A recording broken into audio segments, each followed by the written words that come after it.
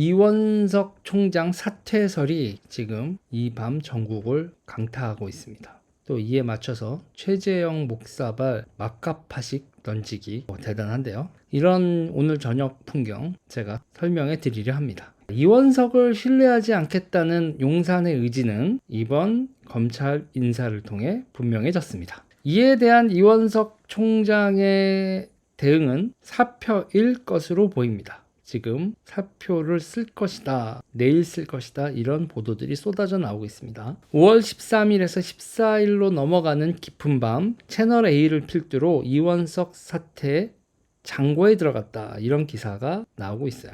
본격적으로 권력 붕괴의 신호탄이 터져 나오고 있는 것입니다. 명확히 검찰 인사는 성역을 건드리지 말라는 시그널을 줬습니다. 그 성역은 간단해요. 김건희 여사입니다. 문제는 권력이 검찰과 검찰총장으로부터 김 여사를 지킬 수는 있습니다. 그러나 좌파의 맹공은 어찌 막을지 모르겠어요. 좌파의 맹공에 선두엔 최재형 목사가 있습니다. 좌파가 보기에 최재형 목사의 가장 큰 장점은 뭘까요?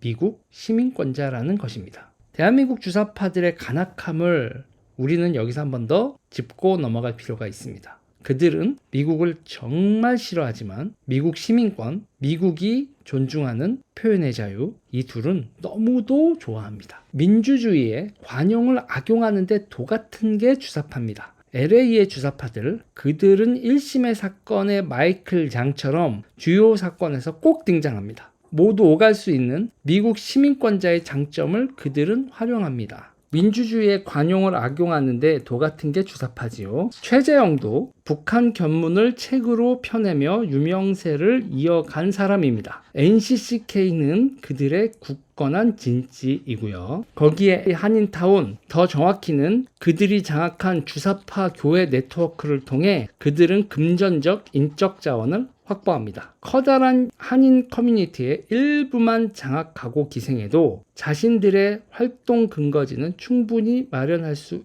있어요. 주사파가. 거기에 좌파 정부가 들어서면 그들은 미국 조야에서 한인 그룹을 대표하는 로비스트로도 활동합니다. 주사파에게 천국이 있다면 그건 북한이 아닙니다. 미국이지요. 제가 조만간 미국의 한인교회의 주사파들에 대한 특집 한번 하겠습니다. 자, 여기서 우리가 또 다시 눈여겨봐야 할 게 있습니다. 유튜브 채널 스픽스예요. 간단하게 말하면 뉴스타파 유튜브 버전이라고 보시면 됩니다. 노종면 더불어민주당 당선인 등 언론 노조 선수들이 만든 유튜브입니다.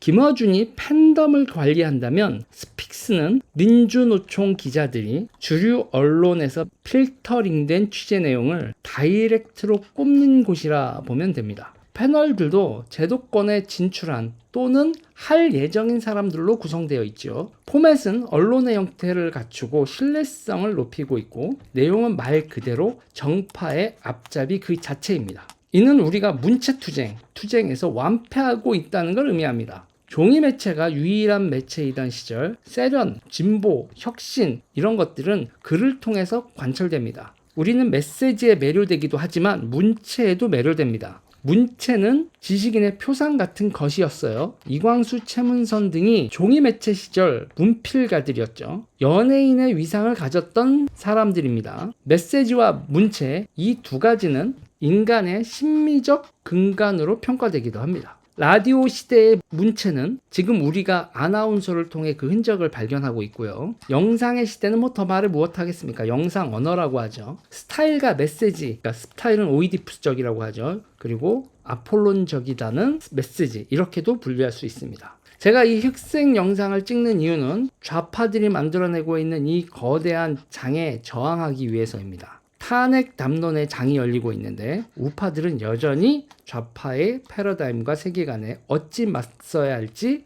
모르고 있다. 저는 그렇게 보고 있고요. 좌파의 선동은 거대한 장, 운동장, 필드를 여는 것으로 시작합니다. 그리고 이러한 장이 열리면 사람들을 끌어모으기 위해 선전선동을 합니다. 우리가 운전하며 길거리에 콘서트 현수막이 걸려있는 거 보이시죠, 여러분? 그 콘서트 현수막은 여기서 콘서트예요 라고 체육관에 모이라고 방을 붙인 거 아닙니까? 광고를. 자신들이 만든 운동장, 공연장에 사람들이 모여들게 만들기 위해 하는 게 선전선동입니다. 사람들이 모여들면 좌파의 아비투스, 에크리티르, 메시지가 관철되는 권력 마당에 서게 되고요. 그 권력 마당을 우리는 광장이라고 부르죠.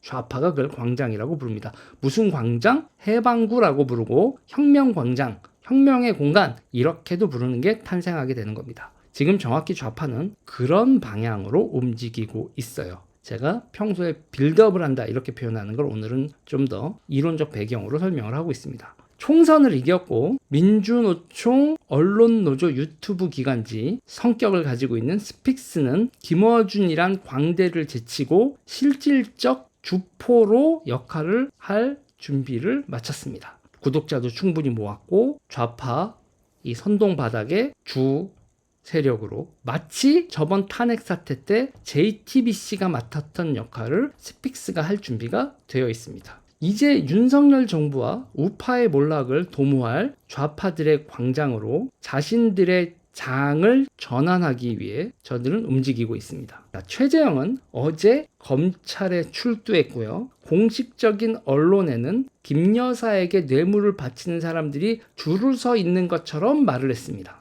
언론들은 그걸 쫙 받았었어요. 언론들은 공식적으로 피의자 신분인 최재형이 피의자로서 또 김건희 여사를 관찰한 자로 이야기하는 내용을 그대로 대서특필했습니다. 그걸로 멈추면 좌파가 아닙니다. 최재형은 어제 스픽스를 통해 김건희 여사와 윤석열 대통령이 마치 불법적인 무슨 금기를 넘었다는 듯이 발언을 했습니다. 그 내용은 제가 얘기하지 않겠어요. 좌파 유튜브 커뮤니티 인플루언서는 어제 저녁 일제히 최재형발 루머를 급격한 속도로 퍼뜨리고 있습니다. 자신들의 무대로 구경 오라고 동네방네 현수막을 붙인 것과 같은 것이죠. 그리고 최재형과 스픽스가 생산하고 좌파가 유통하는 융단 폭격이 김건희와 윤석열을 뒤엎고 있는 이 저녁에 이원석 사퇴설이 떴습니다. 이원석이 왜 사퇴하는가? 김건희 여사를 성욕하는 이유가 뭔가? 이런 식으로 언론 보도도 생산이 되고 있어요. 좌우 가리지 않고. 그리고 따라붙는 질문이 있습니다. 스픽스에서 최재형이 한 말이 사실이냐? 이런 식의 프레임이 작동을 하는 거죠. 지금요, 정윤의 문건 같은 게 또다시 공개적으로 풀리고 있는 겁니다. 빌드업이죠.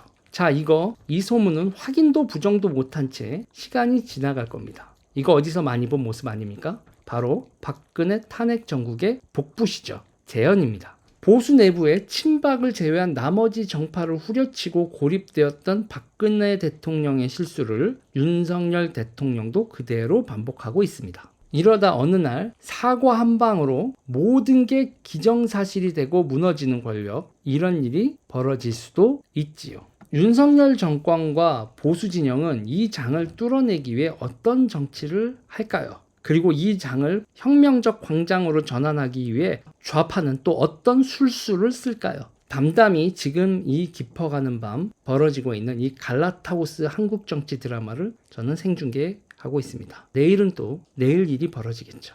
그럼 또 저는 고뇌하며 대본을 쓰겠습니다. 담담하게 지켜보십시오. 그리고 이 정국이 어떻게 변화하는지 잘 관찰하셔야 합니다. 이 정국을 제대로 뚫어보고 있는 여러분과 저라면 정권 재창출을 위한 기반이 될 수 있을 겁니다. 여러분과 제가 정권 재창출을 위해 힘있게 움직일 순간을 맞이하기 위해서라도 우리는 담담히 이 상황을 직시해야 합니다. 그게 우리가 할 수 있는 최대한이에요. 격정과 분노는 잠시 내려놓고 냉철하게 이 시대의 파고를 넘어봅시다. 저는 오른쪽에 답이 있다라고 얘기를 합니다. 대한민국 국민들이 오른쪽에 답이 있다는 구호에 공감하는 그 순간이 우리가 중도 확장을 하는 순간입니다. 그 순간은 반드시 옵니다. 우리가 준비하고 있다면 그 순간 우리는 승리할 겁니다. 오늘도 시청해 주셔서 감사합니다. 이 혼란한 전국에 여러분 힘내십시오.